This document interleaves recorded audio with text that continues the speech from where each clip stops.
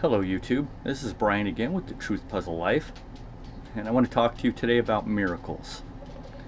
I believe miracles happen in our lives every day. I just don't believe we recognize them. I have a couple stories I want to tell you. One was when I was in my 30s. I had a Dalmatian dog. She was a great dog, trained her to do all sorts of things. But anyway, she ended up breaking her leg one day outside on the porch steps somehow.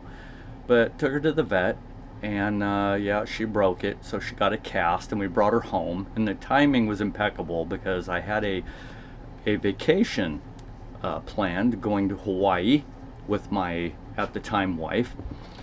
And so I have a couple nephews that I led to the Lord when they were in their early teens. And the Lord has kept his hand on them. Thank you, Father. But my older nephew, I asked him to house sit and to dog sit while we were in Hawaii. So he agreed, and so he came over, and he was watching my Dalmatian with the cast, and I was off to Hawaii. Well, when I came back, this is what my nephew filled me in about. So he was staying at the house, and he was really involved with his church at the time. And this house that I was living in, it was actually a brand new manufactured home. I originally had bought this old single wide mobile home that was in a park where my folks lived at the time. And so I was neighbors with them. Well, I bought this trailer, and it was in okay shape. Got a really good price on it. But I would have my nephews come and stay the weekend with me time and again. And I had a back bedroom that was open, that they could stay the night in. And they would come over and hang out. Well, a lot of things went bump in the night in that trailer that I lived in. And the lights would come off and on at weird times, the doors would close, just odd phenomena would happen in that trailer. Well, he was, a little unsettled. Well, I woke up one morning and all the lights in the house were on. And so I went into the bedroom and I woke my nephew up. I'm like, hey, Eric. Well, his name's Eric. Yeah, I was like, why'd you turn all the lights in the house on? He's like, what? I don't know what you're talking about. I didn't turn the lights on. Well, we chalked it up to the strange phenomena that happened in the house. So, make a long story short, I ended up selling that trailer, and I bought a double-wide manufactured home, brand new. It was the largest one in the park at that time. And did laminate flooring, did the whole 9 yards. Really nice place. Garden tub, So anyways, he came over and he was sitting. Well, there was a wall that separated the kitchen from the living room, and I had a couch that was sitting at an angle to the wall, and there was a single tall lamp that was in the corner. And where the couch was situated at the end, I had an overstuffed chair. Well, my dog liked to sleep in that chair, so she was in her cast and she was just chilling. Well, it was late at night. My nephew, all the lights in the house were off except for the lamp, and he was sitting there reading his Bible, and my dog was sleeping in the chair, and this was around midnight, he said. So he's reading the Bible. All of a sudden, the light flickered, the one that was right behind him in the corner, because the couch is at an angle. And he felt this hand on his shoulder, and it freaked him out. He was so scared he couldn't even talk. He couldn't even scream out the name of Jesus. Well, when that hand went on his shoulder and he freaked out, my dog, the Dalmatian, with her cast, she jumped down and ran around behind the chair, and in that corner area of the wall and the couch, she was standing there and she was snarling and growling at something that he couldn't see. Well, when the hand lifted off his shoulder, he stood up and turned around. And there was nothing there in the corner, but the dog was standing there snarling and growling 5 feet away from something in the corner by the lamp.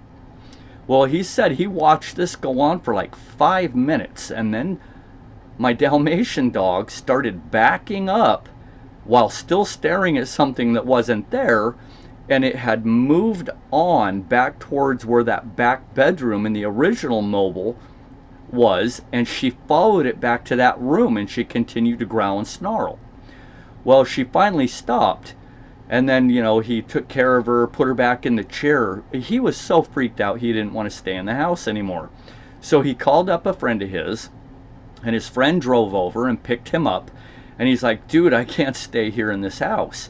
He explained to him what happened, and they're just like, whoa, you know, this is really bizarre. So he didn't stay the night there, he stayed the night with his friend.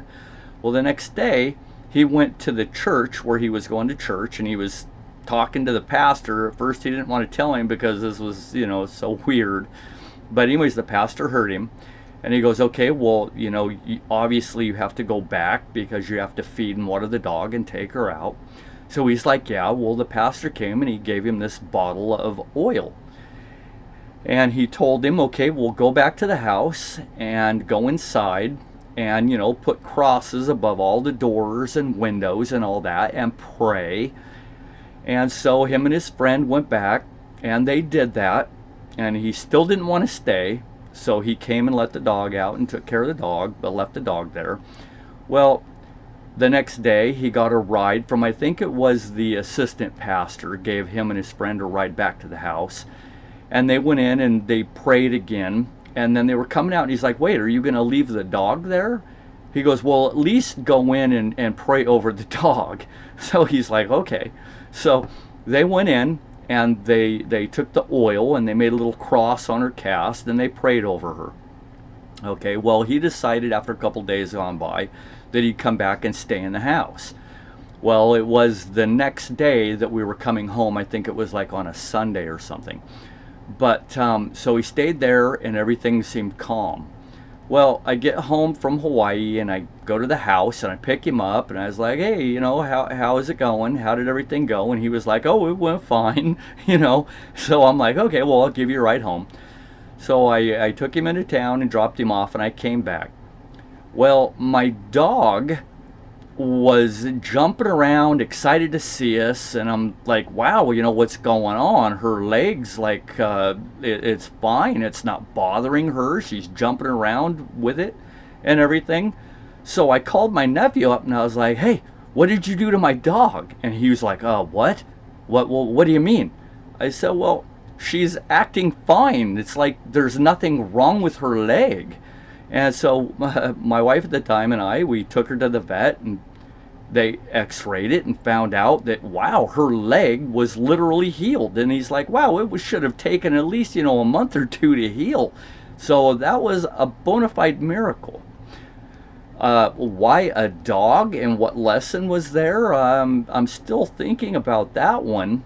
But come to find out, the mobile home that I originally purchased, it was an older gal who had died in the house, and I guess the realty put it up on the market and I bought it.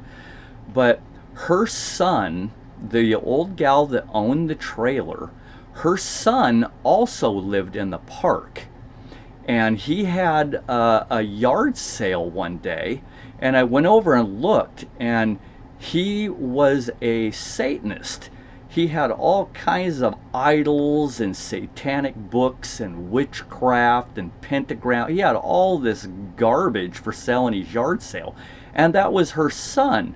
Well, I don't know if there's any connection with him and his mother, but anyways, that was the story behind the trailer that I bought. And it was kind of, I don't know, there were ghosts, whatever you want to call them there. So anyways, that was another thing. The other miracle what happened to me, I was working at my job where I am now still, and we hired a guy who was from Thailand. Well, he was American, but you know, he was Thai, and he was a Muay Thai trainer, and he was a really good Muay Thai trainer.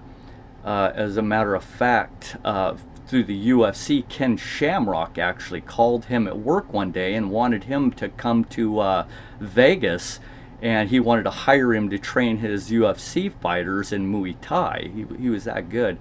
Well, anyways, I had been training with him in Muay Thai, and my back had been bothering me a little bit. When I was younger, I had an incident that happened over at the dunes on the Oregon coast, and you know how over time dunes can change because of wind and all that. Well, we took the same trek that we always take, and we actually went off a 15-foot embankment on quads and went up in the air, and I came down on my tailbone. And yeah, it hurt pretty bad when my tailbone hit the back of the plastic on the seat. But I've always had some issues with my lower back. And, you know, I'll just walk it off. It's fine. But every once in a while it would hurt. Never really thought anything about it. Until I started training in Muay Thai, well, my back started getting a little more sore. So I'd go to training and I'd be banging on the bags really hardcore, and because of all the endorphins, you know, it would make my back feel good. Well, by the time I would get home, I would be in such agony I couldn't sleep. But the next day I would go back to training and I would start banging on the bags, and the pain would subside. And this went on for several weeks until I got to the point where I couldn't even hardly move. My lower back hurt so bad. And I started getting tingling in my toes. And to make a long story short, my left leg ended up almost completely paralyzed. And so I went to the doctors and went to the specialists. And yeah, I ended up having to have surgery on my lower back. They told me what had happened is there's a couple of discs, one that was in really bad shape in my lower back, and my disc had shrapnel, and a sharp shard of disc had penetrated through my spine and severed the nerve to my left leg. And they said it was literally hanging by a thread. The nerves were severed so bad there was like a closed thread that was holding it together. And they told me straight up that I would probably never use my leg again. It was probably going to be paralyzed even with surgery for the rest of my life. Well, you know, I was pretty freaked out, and it didn't make things worse. It made things worse that one of my other coworkers told my instructor at work one day that, oh yeah, I was blaming his training and that's why my leg was paralyzed. Well, he was kind of freaked out because he thought I was going to sue him. I never would have done that. But anyways, I assured him, dude, this had nothing to do with you. So I ended up going through the surgery, and my doctor's name was Dr. Hacker, of all names. But anyways, he did the surgery, and I came out and fully recovered 100%. And they told me the bad news is the disc under that was just as bad, and I was probably going to be back in for surgery again no longer than in 2 years.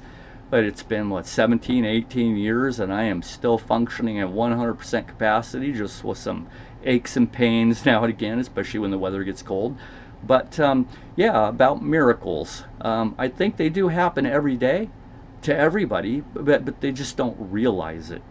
So that's my take on miracles.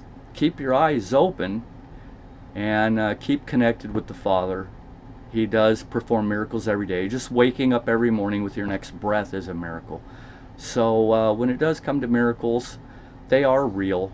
God is real. It's all true. And if you're living your life like there is no God, you better hope that you're right. All right. Well, thanks for listening to me. And until the next time, thank you. And Truth Puzzle Life out.